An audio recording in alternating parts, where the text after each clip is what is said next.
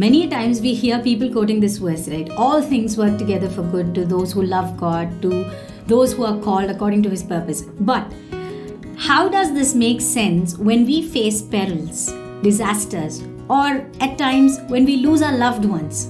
This podcast is a very special one because I had the opportunity to sit down with my dear friend Becky Charles to speak to her about her journey through life when her younger child went to be with the Lord in 2017. Do listen to this podcast and hope this conversation will be helpful to you to help and understand how my dear friend was able to navigate through this pain and understand the sovereignty and providence of God.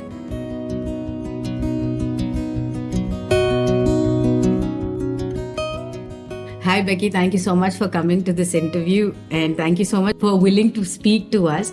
So before we begin, can you tell us who you are and where you are from, a little bit about yourself, your family, your husband, so that we will get to know who you are and then we'll move into your story. Okay, my name is Becky Charles and my husband is Mr. Charles John. Actually, basically, I am from a missionary family and my dad was a missionary to Rajasthan for last 45 years. So he served as a missionary in Rajasthan, a place called Bhilwara. He had a desire to go and work in a place where there was no ministry at all, and he started the ministry, and we were raised in a Christian believers family, and I came from that background. And when my dad was looking for a boy to marry me, we had arranged marriage. My dad wanted a boy from Kerala. Basically, I'm from Kerala. I didn't want to marry a pure Keralite. Okay. As I was raised in a missionary family, I didn't want to marry a person who is from a missionary background, or I didn't want to marry a pastor because I have been raised in a missionary family and I didn't want that pressure to be on me. Correct. Because we were all there raised as a pastor's family, so everybody looks on us what we are doing. So you identify with me, right? Yes. I mean, when I say that, okay, we are pastor's children, there's some kind of... There was some kind of fear or some kind of... some problem in that, so that I didn't want when dad was looking, I said, I don't want a pastor, I want a man who works in a secular company, and then I would marry. And then it happened that my husband was working in a multinational company in Bombay at that time, and it was arranged marriage, and we both got engaged. We saw on Thursday, and the next Thursday was our engagement. And then Saturday we got married. Oh, wow. So it was so quick that we didn't get time to process or anything, but it was purely God's will. So I could say that. So when he was working in a multinational company, and I didn't want to go for the ministry, I always wanted a little bit freedom from that. The first day I got married and came to my house, my father-in-law's house, my father-in-law said that, daughter, this is my desire that he should go for the full-time ministry. Wow, that was a shock, I think. So that was a big shock for me because I wanted to run away from that, and he was telling me to pray because he has dedicated him for the Lord's ministry. Wow. And he also did not want to come for the ministry. And as this happened, I just prayed, God, please don't let that happen. Okay. But after 2 years of marriage, we came into that position that God called him for the full-time ministry, and we got through all the circumstances was such that he was forced to take the word of God into his hand, and God called him for the ministry when our daughter was born. She was 3 months. So he designed his job, and after 6 months, I was reluctant at first because I didn't want to go for that.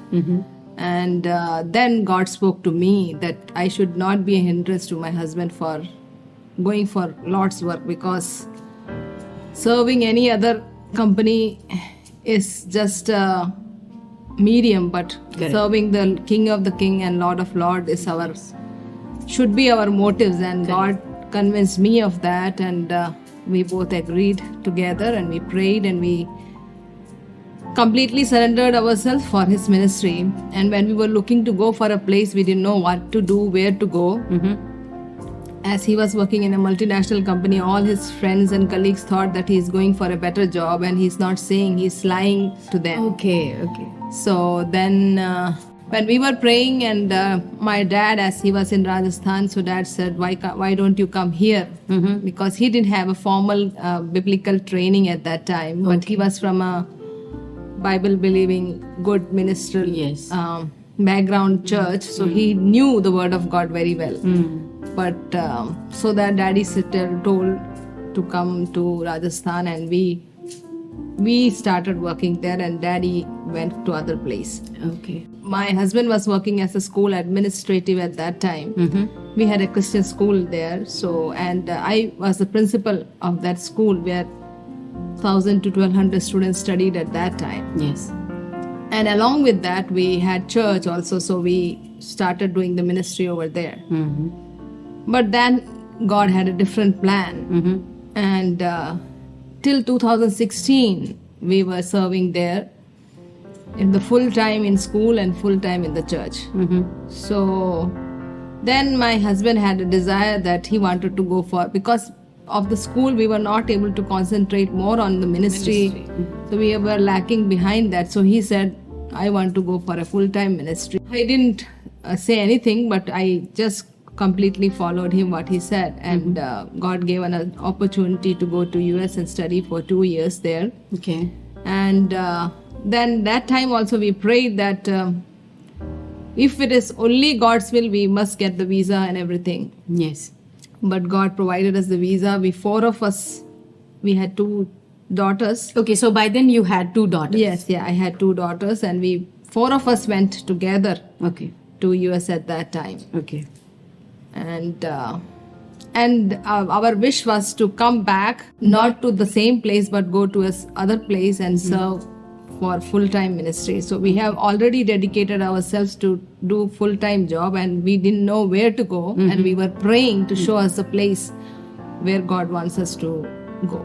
Okay, that's amazing. Though we don't want to be in this, God somehow pulls us back, and we can clearly see God's plan and purpose in your life, that He wants you to work for Him, and not like those covenant children, the Nazarites. That's so amazing to know. Now, you already mentioned to us that you had 2 girls by then, right? So can you tell us briefly about what happened to your child, and what are the circumstances that you were in? So to tell our audience briefly that Miss Becky, she lost her younger child while all this was happening in her life. So can you tell us briefly what happened to her and how she went to be with the Lord, and just the scenario to set up for us? As we went to US, before we are going to the US, we went to a doctor to get some medicine so that we may not have any problem. So the doctor said, no need to take any medicine because you are going to US or in America. So no need, because there's a neat and clean country. You don't need any medicine or anything like that. So we were like, okay. When we went there, after 9 months of our stay there, my daughters, both Christina and Betsy. Christina is the eldest one and Betsy was the youngest one. Okay. So they were all enjoying and we got admission in a Christian school. That was also a miracle because I wanted them to experience the Christian school curriculum and Christian school background and everything like that. And God did a miracle in that also, because we didn't have anybody to sponsor us or we didn't know how the things will work. But God, in His divine plan, He had that provided that school to go. And as they studied there 9 months, they were enjoying. My Betsy was like, oh mom, I could share the love of Jesus to everyone. I could talk about Jesus, because when we were in Rajasthan, we could not talk about it openly. Yes. That you have to believe only in Jesus Christ. Yes. So, but when she went there, both of my children, they were overjoyed because they could share the love of Jesus to everyone. Wow. And they could talk about Jesus to everyone. And the teachers were also all loving, praying for everything, whatever they did before that.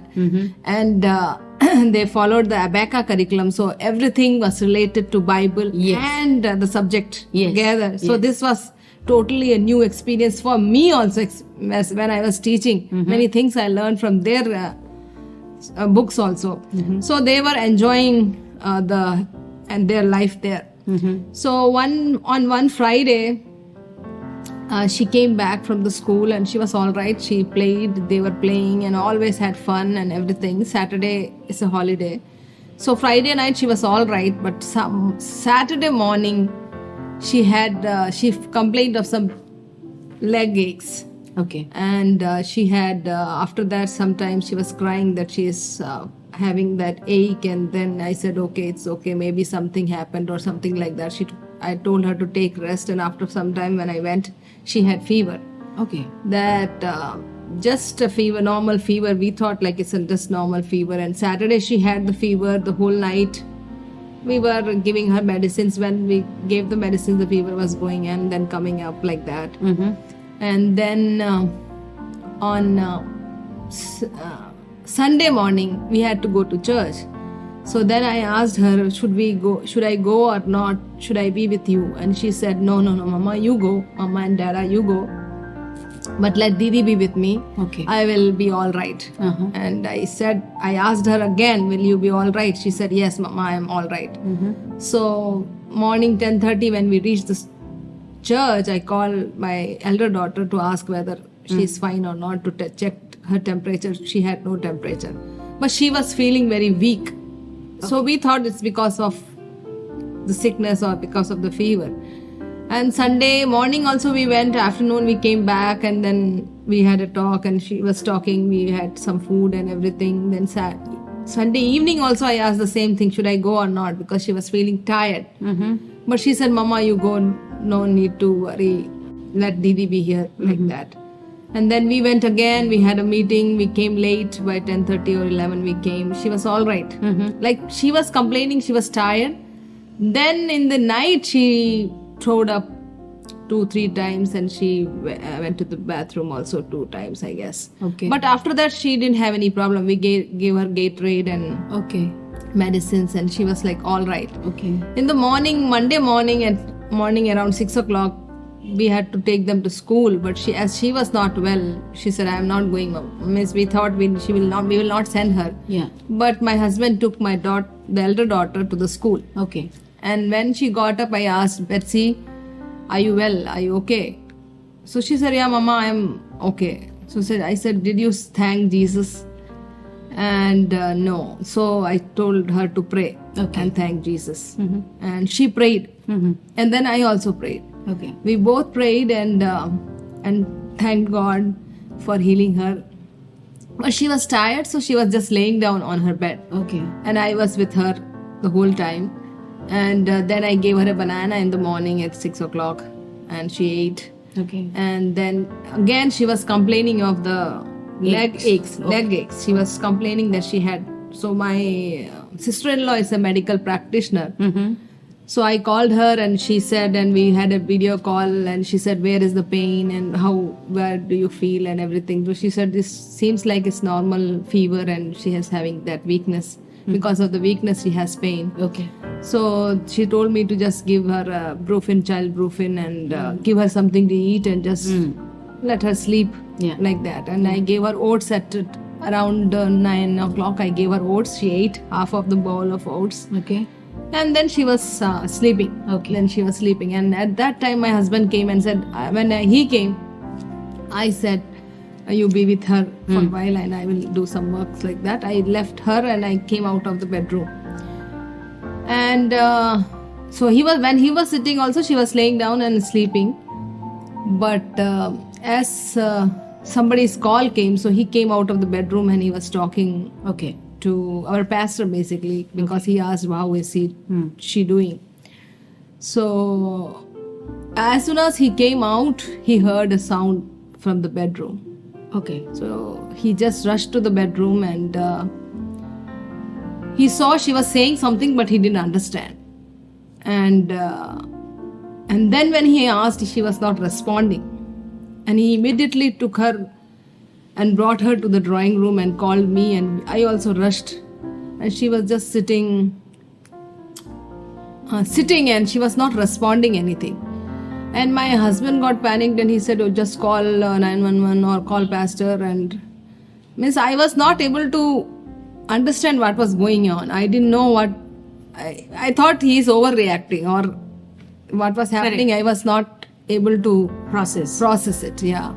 So then, as he told, I called pastor and 911. The pastor came before 911, and when I called the 911, I said that she's not responding. They said give her CPR, and I didn't know how to do it, because in India we we are never taught to give a CPR. Correct. But at the same time, our pastor came, and he is a police chaplain, and he is a firefighter. For firefighters also, he's a chaplain, and so he knew all that. Okay. And so pastor told me to put the phone on the speaker, and they were instructing, and he was giving her CPR. Okay. So, and when they were giving CPR, and she puked, and then they told her to tilt down, and then everything was done. But we were not able to process all this during this time. Correct. We never thought that something is happening, and we were just watching. Me and my husband, we didn't know what to do. Nobody was at home, only we three were there. My elder daughter Christina was already in school. And we thought everything will be all right. Like, we never thought in our wildest of dreams that something would happen. Correct. So they said, 911 said they tried for some time, and I didn't know what to do, but they tried, and they were like very panicking, and they also didn't know what to do, and they said we are going to take her to the hospital. Okay. So they took her to the hospital, and we were going behind them in another car. Okay. When we reached there, the doctors came and asked me what happened really, and they were thinking that it's meningitis or something. Okay. They asked me many questions, and I replied to all of them. And that time also I was not thinking anything. Doctor said we are going to try. He was saying like that, but I never thought something would happen. But after 2 hours, the doctor came to us and said, we are sorry, we could not save her. And that was the shock when it hit us. So this is what it happened. So, what was your first reaction when this happened? I mean, towards God. What was your first reaction towards God? Because you've been brought up as a pastor's child, you knew the truths of the Bible, but sometimes all these things won't make sense because something so unexpected happens and we will not understand the reason why it has happened. So, what was your first reaction?